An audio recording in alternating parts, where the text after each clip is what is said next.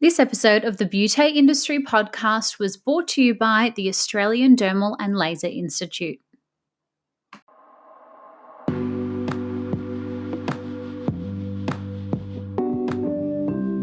Hello and welcome to the Beauty Industry podcast, your online support community for the professional beauty industry.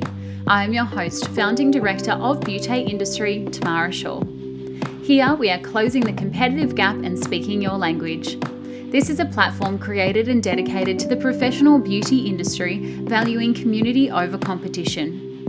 We serve to help connect you with inspiration from industry experts, expand your knowledge through educational pieces, and bring you the latest in product and technology innovation. This is Beauty Industry.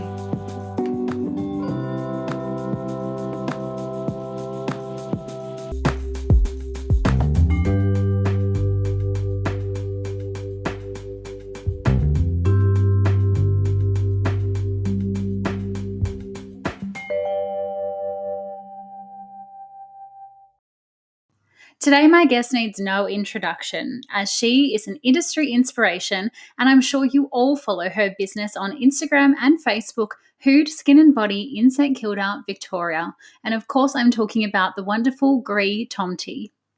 After moving to Australia and experiencing both acne and melasma at the age of 25, decided to open HUD to help more clients like herself. HUD specialty treatments include using DMK skincare to help age management and acne treatments, which are provided in a relaxed and beautiful Nordic environment. Greed's story is one that will inspire you to work hard for your dreams and help you understand the importance of taking your client on a skincare journey. From HUD Skin and Body, today we welcome Tomte. Thank you so much. I'm so excited to be here, and I'm really honored that you want to have me on the show. Absolutely. You are one of the most requested guests I think we have had on the podcast. Oh, wow. Yes, I'm so excited for everybody to hear your background and your experience and everything HUD Skin and Body. Thank you so much. I must say I'm really loving your series. So I think it's awesome to have someone in the industry that is so great at connecting people and, putting everything out there, because it is, we're all business owners and we're all we're in this together, but it can be a little bit isolating. So thank you so much for doing that. Oh, my absolute pleasure. Thank you for those lovely words. And, it's through podcasts like this that sometimes we can kind of abolish that isolation and, letting everyone else hear that we are all going through the same thing, even though Instagram and social media makes it look all very glossy and shiny. Yep. We do have the shady days as well as the light days. So that's it. I want to, talk about that today as well, but starting back at the very first beginning, when you moved to Australia, you have a beautiful accent there, but you experienced our harsh Australian climate, and I've read that led you to develop acne as well as melasma. So can you just tell us what that was like for you? Well, it was a bit of a shock, to be honest with you, because I had always had clear skin growing up. And I really never had any issues at all until I came here to Australia. That's not to say that I don't love Australia. It hasn't changed that, but it really was, it was a bit of an eye-opener. And at the time, it was extremely stressful. And my self-confidence really suffered as a result. So I went through a bit of a tough time. And it was bad enough having adult acne, but the doctors put me on the pill for my acne. And so on a holiday in the Whitsundays, I came back with melasma. So yeah, I can honestly say that I sympathize with everyone who struggles with their skin. It's something that's really got me started on my journey. Yeah, oh gosh, I can actually relate to that myself. I was one of those people who always had the most perfect, flawless skin, and I would have one breakout and think that it was Mm, the end of the world, yep. up until I was about 23. And then, of course, the hormones come and Yeah. the PCOS comes, and then all of a sudden you've got full blown acne, and with that inflammation comes pigment, and it Yep. definitely does kind of re-educate you why you're in the industry that you're in. So For I sure. want to hear from you, how did that experience lead you into the beauty industry? Well, it had a direct impact, I can tell you right now. So my husband and I, then not a husband, he was my partner at that time, but we were living here and we'd been here for 5 years. And throughout that time, my acne had just, developed into this huge thing of its own. And after 5 years, we decided that we wanted to try life in Toronto. And we got there and I wasn't able to work because I didn't have a work visa. So I was a bit isolated. I had a face full of inflamed acne and I had this very interesting pattern of melasma that covered my entire cheeks and my forehead. So yeah, I felt a bit miserable. And Mm. I made it my mission to find some solutions to what was happening. So I spent pretty much most of my days doing research into these kind of solutions. Um, but at the same time, I started seeing a skin therapist in downtown Toronto, and it wasn't long before she suggested that I put my passion for research of skin solutions into practice. So I did a traineeship with her, and the rest is history. Amazing. And did you just love when you were doing your traineeship? Did you know straight away that this industry was for you? It's so funny because previously, so when I was in Norway, my student life was basically I was studying criminology, social anthropology, Middle East and North African studies, all kinds of weird and wacky subjects, and has nothing to do with skin. So I sort of went from that to, oh, should I be a lawyer? And then back again. I never really found my thing. And so this really, as soon as I started studying, I was like, wow, this is really interesting. And yeah, it really did. It changed everything for me. And I knew straight away that this was it for me. And I guess because you've had that personal experience yourself, it makes you even more determined and passionate to help others as well. Absolutely. And I look at my team now and I think, wow, pretty much every single team member I have, somehow struggled with their skin, whether it's acne or, pigmentation or eczema. They've all had that background, so they can all really relate to their clients. And I think it's so important to do. Yeah, you're not wrong there. And so talk to me about the Hood skin story. Where did that begin for you? What did the early days look like? Where did you start there? Oh my God, it's a long story, but we'll start at the beginning. So, after living in Toronto for 3 years, we came back to Melbourne. We didn't really like Toronto as much, bit too cold. So, when I came back here, I had this novel idea that I wanted to learn how to do acrylic nails. Don't ask me why, but that's what I wanted to do. So I contacted the girl who used to do my nails and I said, look, I just want to learn how to do nails. So could I work for free for 3 months? And, in return, you teach me how to do nails. And she goes, yeah, sure. So I ended up working in this salon for another 3 years. And Wow. while I was there, I never did any skin treatments, and that was always my passion. So I kind of spent all of my time doing every single skin-related course known to man, and on my own time.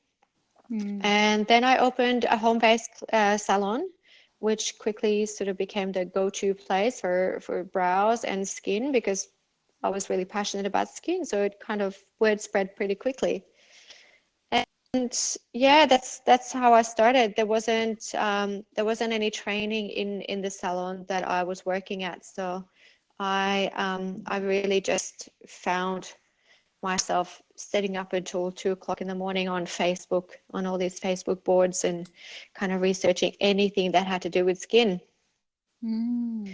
And after 6 years of working for myself, I knew that something was missing, and I wanted to do a bit more. So I found this old rundown building around the corner from me in an area that it was just, it was a kind of a forgotten area in St. Kilda. There was nothing happening there. There was no other businesses. There was no other shops. And I found this old building, and I loved the bones. So I thought, yeah, this is it. You know, this is perfect for what I want to do. It was nearly falling to pieces, but I knew it had potential. So we kind of jumped into that. And it took a lot of money to realize that potential, a lot of money. And yeah, my husband and I here on our own, so we didn't, we didn't have any family to help us or anything like that. So we put everything on the line, all our savings, borrowed from some very generous, incredible friends, and borrowed as much as we possibly could borrow from the bank at a very, very high interest. And so we got started. And yeah, looking back, it was definitely the most challenging year of my life, but it was also the very best thing I ever did. Amazing. And two things that kind of really stood out for me there is one, the fact that you say, you studied in your own time. So Yeah. for those 3 years that you were working at the acrylic bar, you were doing nails, but had a passion of skin. And I think it's, and I'm being a generalist here. So if you're a skin nerd or a learning nerd, don't hate me. But generally, these days, I hear a lot of therapists say, but if I go to training, am I going to get paid for it? Or I don't want to go to training on my day off. Yeah. And that for me makes no sense. Yes. Because I'm a very similar person to you. I want to learn. I want to be better, do better, grow more. Yeah. And so exactly the same as you, every single day that I had off, I was in a training session. I was Googling before Google was a thing, reading books, Yeah. and so That's it. it really, I don't know if it's the mentality of some people these days. Have we given people too much before they've deserved it? But you have to educate yourself. And often I travel around to some businesses and I say to the therapist, when was the last time you attended training? And they say, oh, my business owner doesn't send me. Well, your business owner is not going to put your bum in a car and drive you there. Yeah. If she doesn't send you, then you need to send yourself. That's so true.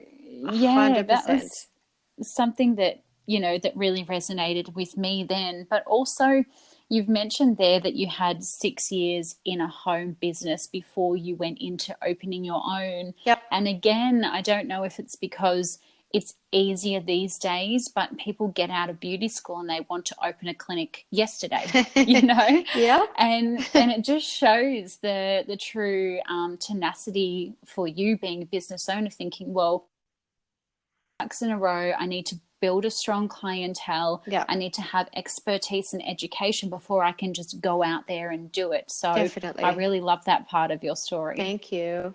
Yeah, look, it wasn't until a little bit later on in my kind of home business that I knew that I wanted to do more. I was kind of happy just plodding along doing what I was doing, but it grew so large because I was doing all this training and all this development, and I was really passionate about skin, and I had 2 skincare ranges in my home clinic, and just it kind of just took on a life of its own. And I think you're so right in what you're touching on there, that I think people just think it's so easy to just open a place and people will come and the rest is kind of history. But honestly, the first year of my business, it was horrendous. I'm so happy that I stuck to it, but I'm also I'm also so happy that I had the learning curves that I did, because it was a lot of hard work, and I think that people very much underestimate it. Yes. And I want to touch on that hard work a little deeper, I guess, when people look at the HUD Skin and Body Instagram and social media, you know, they see 15,000 followers and they have a look at all of the high profile Yeah. models and Instagram influencers, and they probably attribute it to an overnight success, which really has been like 20 years Yep. in the making. Yeah. But talk to me about some of that business journey. You know, how did you go from opening and struggling in the first year to now being booked up as you are? Well, I can definitely tell you it wasn't always like that. We started off, I remember there was three of us in the business, myself and two other therapists, and having gone from, being on my own to having staff from day one, it just seemed like a huge jump. And I was terrified. I remember Googling what an induction was, because I had no idea what to do with these people. I had, hired these people, and now all of a sudden I was responsible for making them, you know what to do, how to do it. They were, they had to have clients, and I just, I was really overwhelmed. So I think that journey from the beginning to where it is today has been just extremely, tough, testing, exhilarating, heartbreaking, but also fun and rewarding. But, all of those things all rolled into one. And yeah, I remember when I started, before I actually opened my place, I had hired two really experienced therapists, because I thought, look, I'll hire these girls who have a lot of knowledge. They're really experienced. So that's obviously going to set us off on the right path from day one. But they actually quit before we opened, because they thought I would never make it. They actually told me, look, I'm so sorry, but we just can't take the risk. It's just not worth doing. And Mm. at the time, it just seemed like such a bad omen. And I thought, oh my God, surely it's something that I don't know, because I felt really, I felt like I knew that this was going to be amazing, but I was lacking the way to explain that to someone else, I guess. And so I can't really blame them for leaving, but I'm really glad it didn't stop me. Yeah, absolutely. Sometimes it's hard as a business owner to articulate your passion and your drive and your why to others. 100%. And I guess, you know, they just didn't get it at the time, That's but it. we can clearly see it now. Yeah, it's look, I was just really green, and I just didn't really know. I didn't really have any guidance, or I had a I had a business coach, but there wasn't much guidance there at that time. And so, Mm. I opened this place, and I Googled what an induction was, and we made it through the first few days, and the phone was barely ringing, so that was a little stressful. And yeah, it was interesting, to say the least, because it was a double-story building, and our treatment rooms were upstairs, and we couldn't afford a receptionist, or so I thought at the time. And Mm. so we got a lot of exercise. Yeah.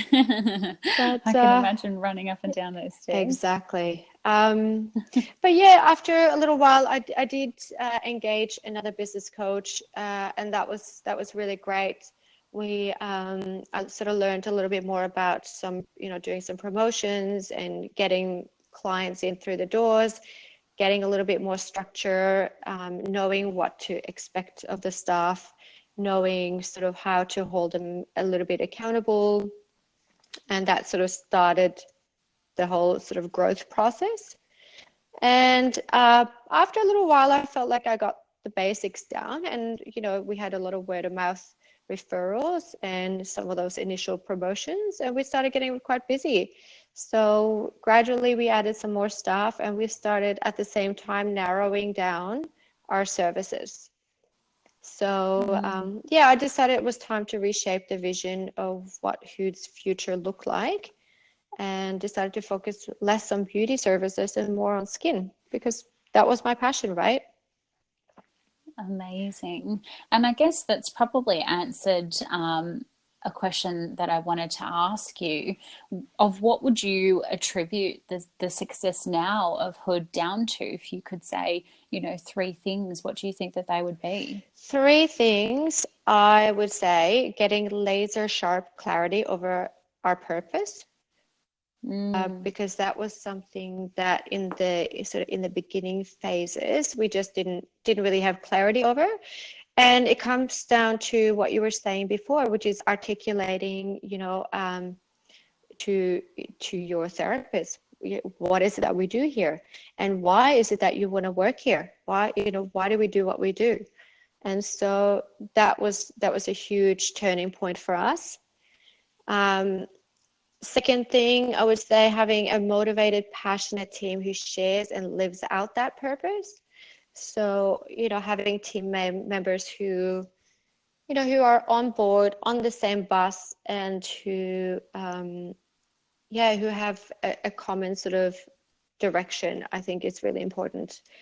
And the third, I would say, is continuous growth, focus on growth and development, which is what we spoke about before, a little bit with training mm. and things like that. Yeah, amazing. And when you're talking about growth there, you mentioned before having the structure Yeah. before the growth. Once again, I think sometimes people, you know, and even I've thought it with beauty industry, I think, right, the more members we get, the better. Mm. But if you don't have the structure, well, then your scaffolding falls down. And exactly as you're saying there, you know, we worked on the structures and the policies and procedures and the team and had that real clarity of your purpose. And I love what you've said there about we have kind of narrowed down the treatment menu, because I think a lot of people get very excited and they want to do Yeah. everything, and they do everything good but nothing Yeah. great. And I think that's probably one of the most profound things, or highlighted things that you see at HUD is HUD. I'm going to say that incorrectly. HUD. That's okay. You're being great company there.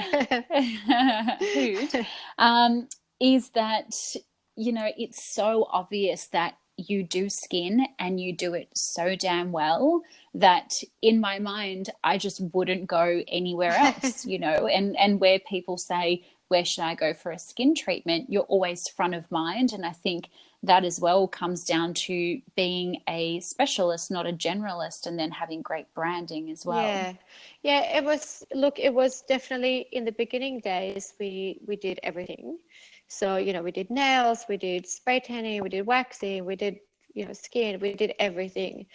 But I think about 8 months into the opening of the business, we found a new skincare partner, DMK.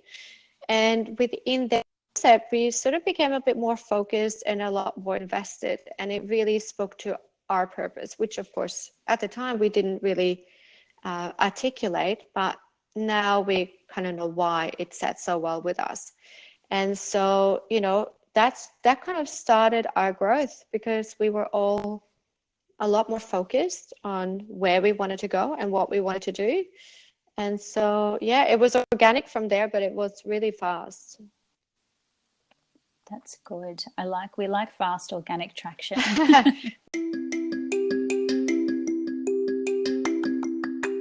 The Australian Dermal and Laser Institute is currently offering educational classes across Australia and online to raise the standard of skin technology and education. They offer courses in IPL, laser hair and tattoo removal, LED, plasma, skin needling, and more. To book an educator in your space or to attend a workshop, visit www.dermalandlaser.com.au for more information. Well, along the way, those structures and those systems and procedures, they really were tested quite a bit. So we had to, it's something that we still have to work on, because yeah, we doubled our team in a quick 2-3 months, because we built some extra rooms. So yeah, it's quite quick. Fantastic. And you, like many others in the industry, are a therapist first and foremost, and you've taken on the business owner role.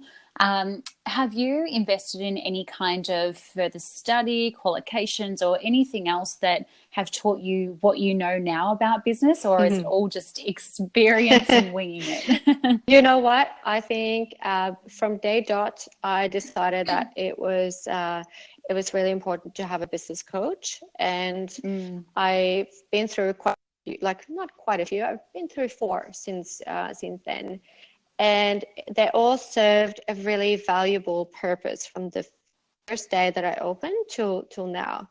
And it's something that's definitely ongoing. So in the beginning days, it was all about learning how to set up the clinic and how to talk to the team about performance and what to expect and promotions and things like that. And then the last 2 years I spent with another business coach that taught me everything to do about numbers, about business and numbers. And I've really hated numbers with a passion. So I can tell you this is really putting myself out of my comfort zone. As a therapist, I feel like this is such a common scenario. We don't really like to look at the numbers, but we have to. And it's been so valuable. And I can now tell everyone exactly where all of our numbers are at any given time. And I love that. And I feel so much more in control. And this is something that happened to me a couple of years ago. I just have this way of not celebrating success. I don't know if anyone else has this problem, but for me, I'm always looking at the next step, the next thing, what needs to be done now, what needs to be done now. And so in the past, I didn't know the numbers, so I couldn't really celebrate the milestones. And I remember one time a couple of years ago, I was crying on the phone to my then business coach.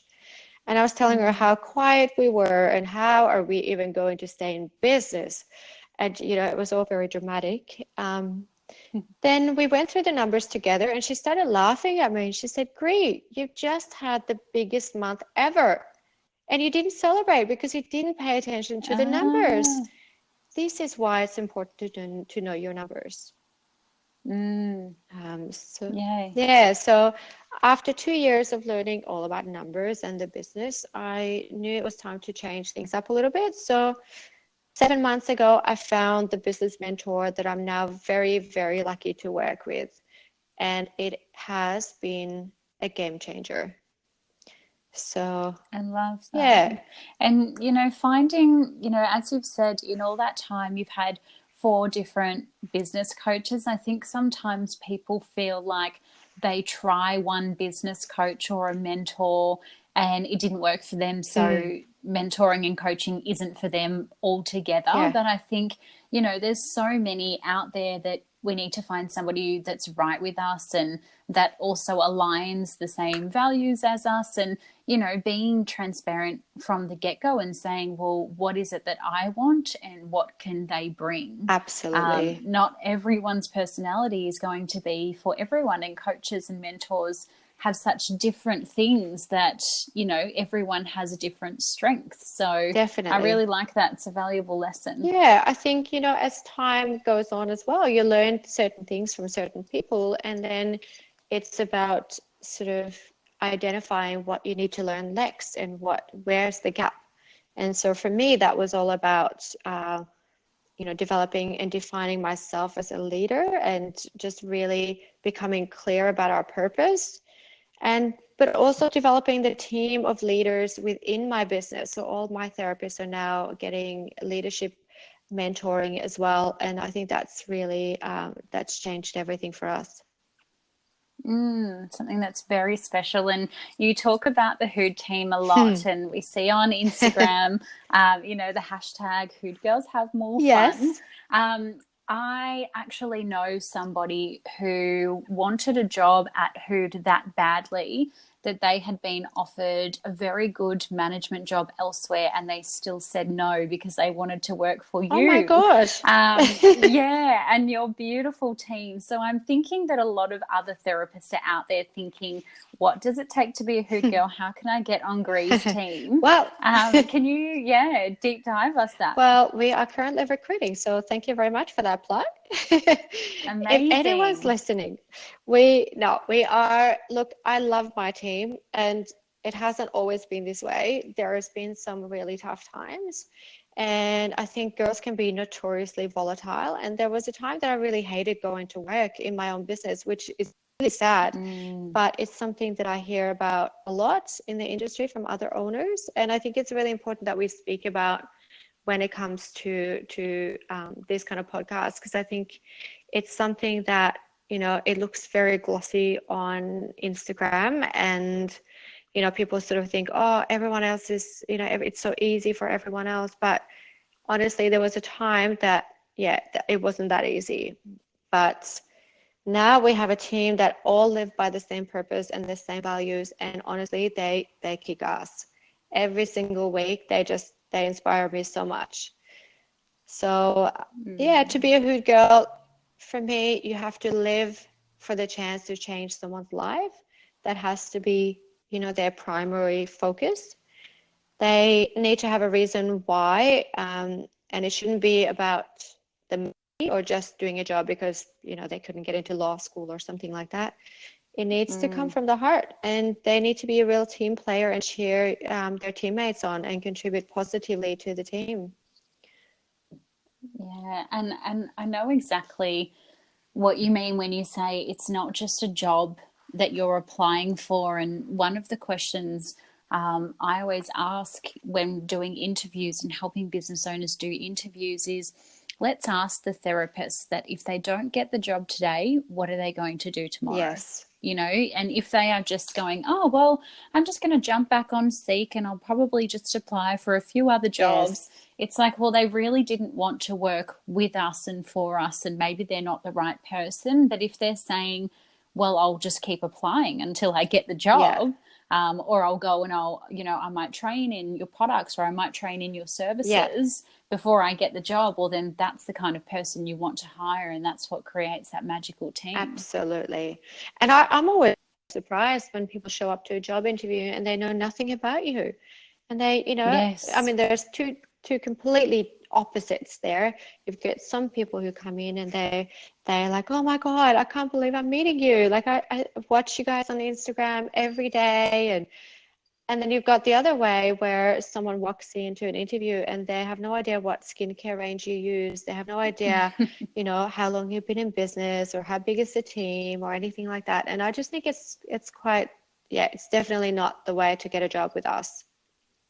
I was talking, I can't remember who now, someone the other day, even just simple questions like asking the therapist, when was your last treatment? Yeah. And what products do you use on your own skin? Definitely. And that will really tell you who's invested in a career and who just wants a job. That's it. I interviewed someone last week, and we finished the interview, and so she said to me, hey, is it okay if I buy a cleanser from DMK? And I said, well, of course. She goes, yeah, I just really need one. And I love this cleanser. And I was like, oh, that's great. Good to know. Fantastic. Yeah, absolutely.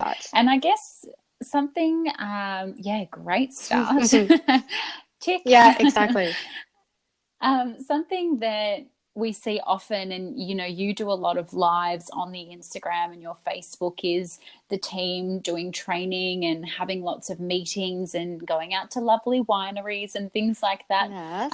Talk to me about the development that you invest in the team.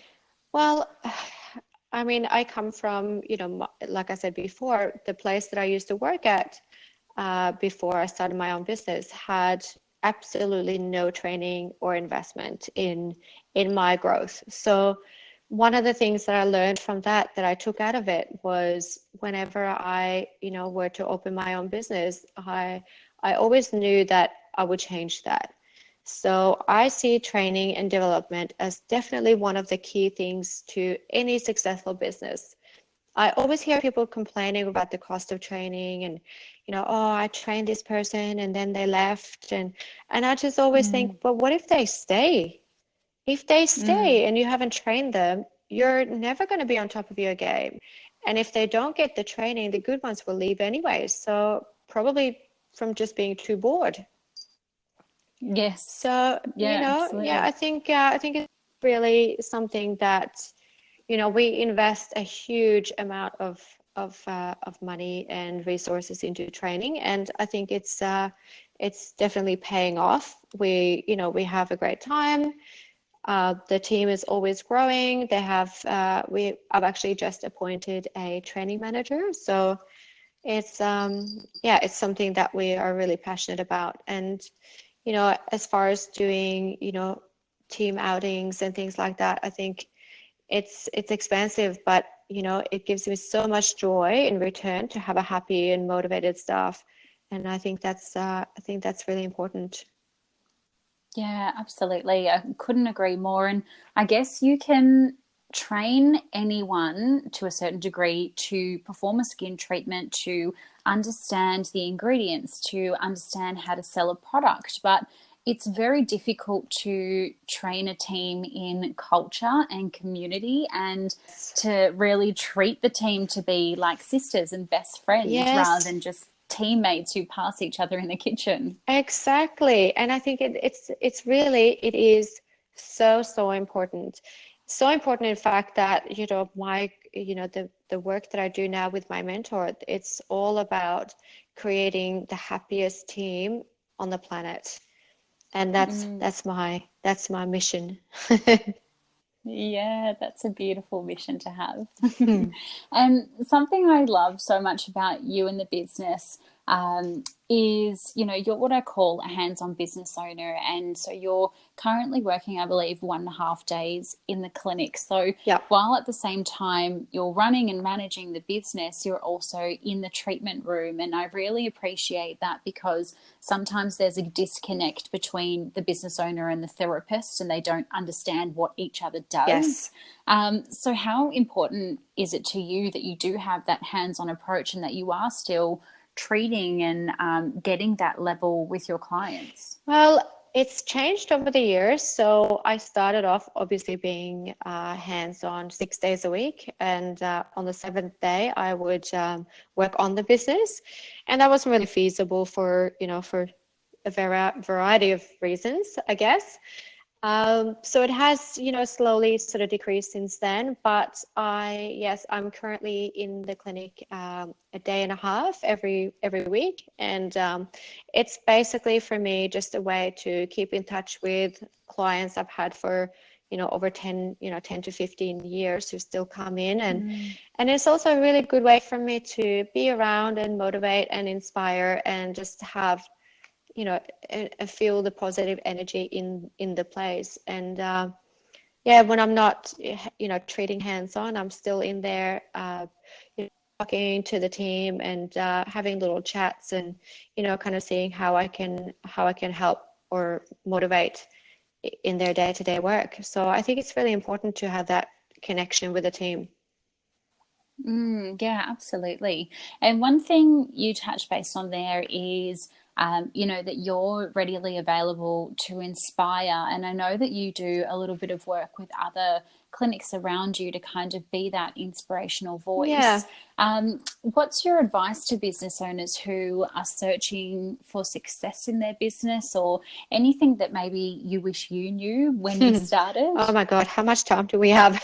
Yeah. There's a lot. There's a lot of advice I think that I would be able to share, but in a short space of time, I think I had a little think about this, and I think as business owners, we're notoriously famous for giving ourselves a hard time. And especially in our industry, we second guess everything and we beat ourselves up over things that no one would if they were in a completely different line of business, like in the banking sector. I just don't see it happening. But Mm. as business owners who are also therapists, we are such caring people. It's just part of what we do. So my advice is to find what you love doing and spread that love to your team and to your clients. And if that's nails, then that's awesome. If it's brows, then go for it. But if it's skin, there's a huge amount of love that you can share with your team doing that as well.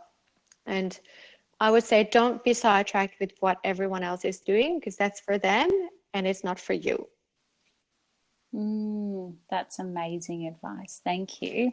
And one thing I just quickly want to touch base on, the name HUD, can you give us a little bit of background and your background and the visual of the space that you've got there? Because it's absolutely beautiful and something very unique that we don't see in a lot of clinics in Australia. Thank you.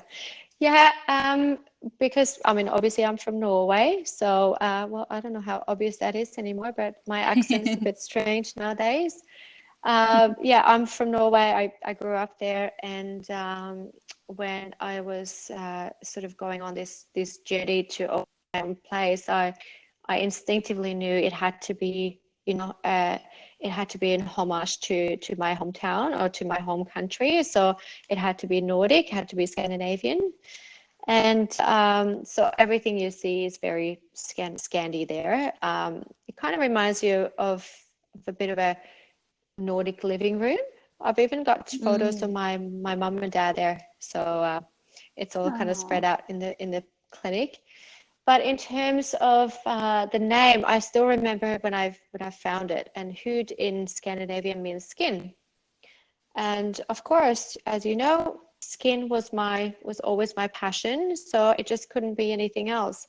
But I remember telling a girlfriend of mine who was she was in marketing, and she said, "Great, it's just not a great name because everyone will say HUD. And that just sounds terrible." And I said, "Yeah, I know, but you know what? I just really think that we'll be so well known that everyone will know it's pronounced HUD." Yes. And so, and other than me incorrectly pronouncing it, no, everyone does. No, you've done very well. Very well.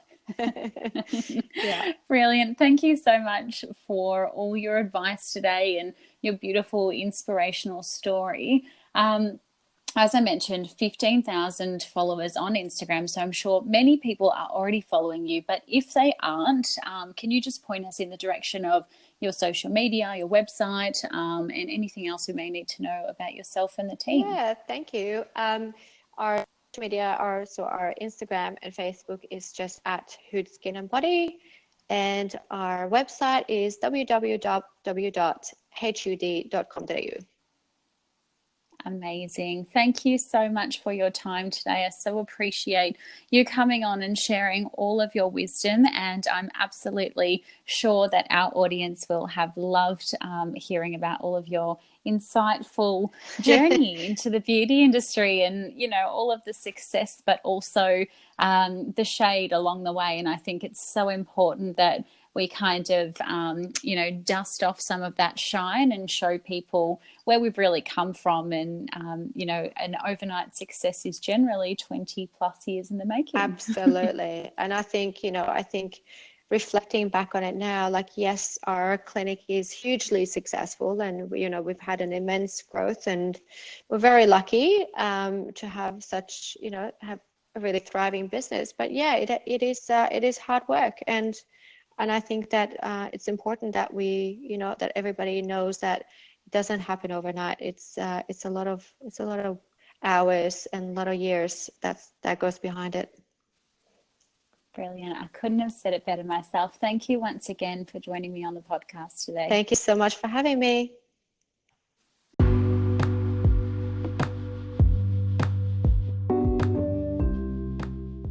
One thing I so appreciate about Gree is her honesty and ability to reflect. It's not often on podcasts that we hear about the struggles we go through as business owners, because we are generally looking at the shine and the gloss of where people are today. However, it's a friendly reminder to us all that you have to start somewhere. If you would like to know more about Gree, the team, or the clinic, HUD is spelt HUD, which you can find across any social media platform. Like HUD Skin and Body once was, if you don't already know, Beauté Industry is an independent startup business, and the way that we can touch more industry people like you and spread our message is by asking you to tell your friends and colleagues about us. If there is someone you know that needs to hear today's message, make sure you tag them across social media, send them a message, or share a screenshot of this podcast with them. And if you so wish, I would love it if you could write us a review on your thoughts about today's episode on any good podcast station. Until next time, stay connected.